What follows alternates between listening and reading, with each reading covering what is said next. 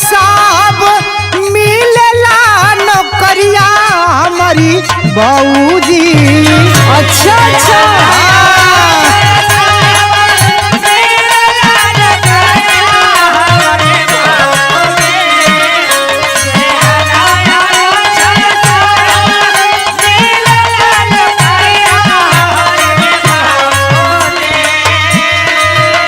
ए भौजी, हाँ बोली। आज ही पूरा बहुजन समाज सरकारी नौकरी में ड्यूटी करत हो, बाबा साहब का देनी हो।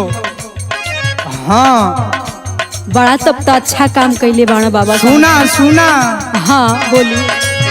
दियाले आरक्षण साहब मिलेला नौकरिया हमारी भौजी। बंद भइली चोरी भूखा मरिया हमारी भौजी। बुझलू? बिल्कुल बिल्कुल।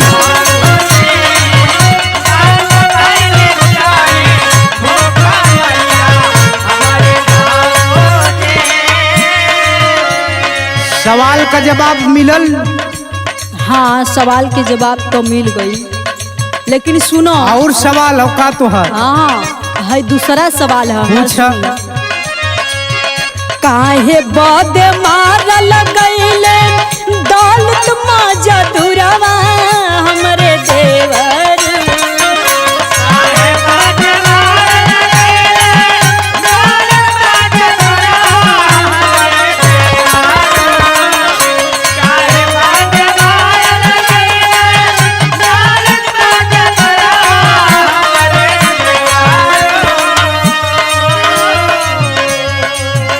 काहे बदे मारल गईले दौलत माजा दुरावा हमरे देवर। हमरे देवरू काहे ना उठवल हथियारवा हमरे देवरू। अच्छा अच्छा। हाँ ये सवाल बा।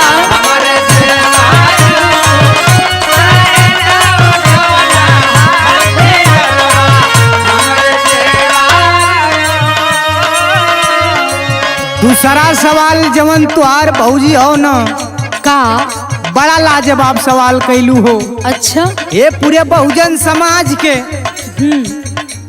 एगो बात बता दें हम, साथे साथे तो हूँ के बात बतावतनी। हाँ बता दें तो। सुना। का 14 घंटा काम करे,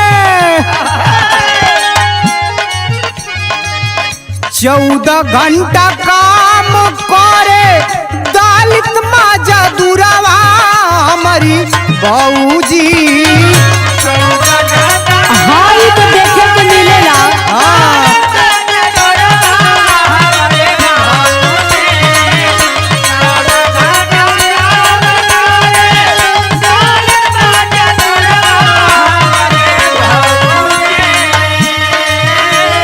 ई बात ओ समय का पूछ देलू जमुना समय हमार बहुजन समाज केहू के घरे ड्यूटी करत रहल, केहू के घरे नौकरी करत रहल, तो 14 घंटा। अच्छा। बाबा साहब हम लोगों के मसीहा, हम लोगों के देवता, हम लोगों के भगवान ऐलन, वो 14 घंटा से काट करके 8 घंटा कर दिए बाबा साहब हम लोगों के लिए। अच्छा। हाँ सुना। का 14 घंटा काम करे दलित माजा दुरावा हमारी बहूजी। पेट बदे उठवला ना हथियार हमारी बहूजी। बुझलू? हाँ बुझ गई।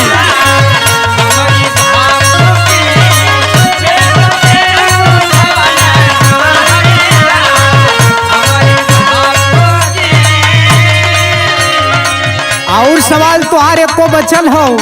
हाँ बस लास्ट सवाल बा। अच्छा अच्छा, वहू के पूछा पूछा। हाँ तो सुनी। सुनावा। कैसन भेद भाव करे हमसे बड़ा लोगवा हमरे देवर। अरे वाह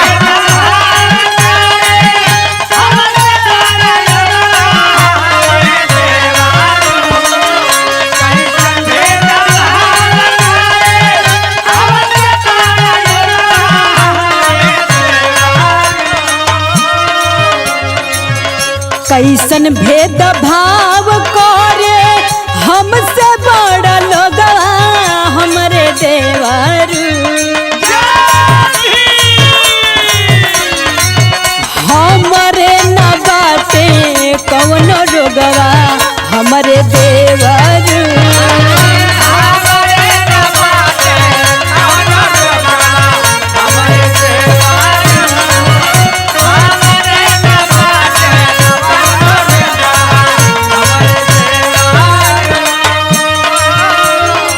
हैला तोरे आखिरी सवाल का आखिरी हमार जवाब हो।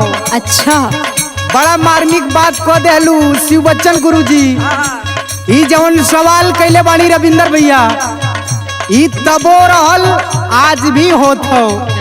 आज अगर चुनाव आ जाई तो लोग तोरा साथे तोरा थाली में तोरा घर में आए के बैठ के खात हुन, लेकिन हमार समाज बुझ ना पावत हो।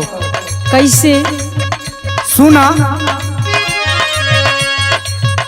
बड़ा छुआ छूत माने हमसे बड़ा लोगवा हमारी बहूजी।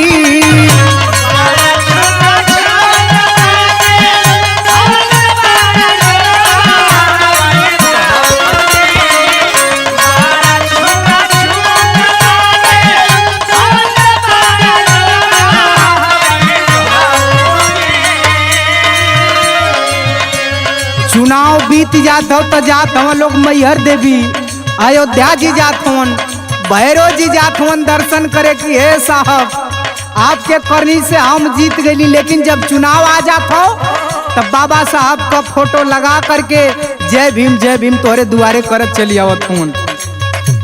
ई पूरे बहुजन समाज के जाने के वही समझे के वही सोचे के पड़ी कि आखिरकार हमनी के साथे छल होत हो कपट होत हो। सुना का बड़ा छुआ छूत माने हमसे बड़ा लोगवा हमारी बहूजी।